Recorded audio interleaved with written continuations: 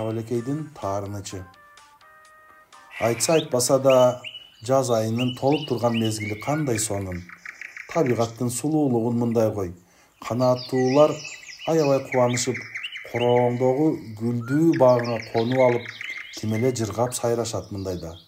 Чабалекейчи эшигиңдин так түбүнө келип, үйүңө да кирип уя салат, сайрап да берет.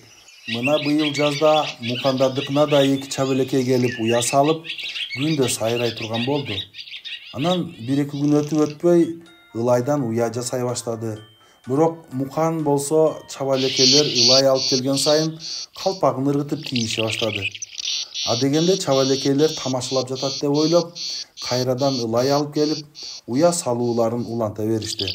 Мукан болсо чоң энесинин "Кой балам" дегенине болбой, калпагы менен уруп жиберди эле аз жерден чабалекейге тийбей калды.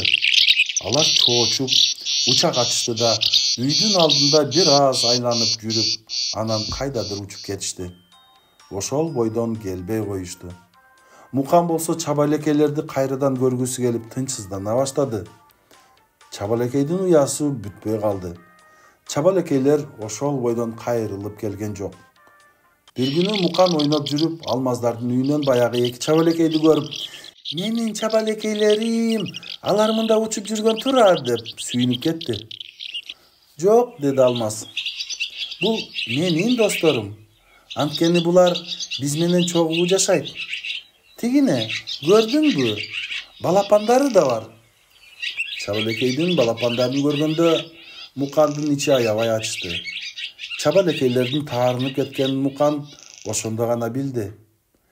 Чабалекейлер болсо Мукандардын үйүнө кийинки жылдары да келбей койду. Мукан быйыл келип уя салаар деп жыл сайын күтүп жүрөт. А чабалекейлер болсо келбейт. Алар Муканга аябай таарынышыптыр.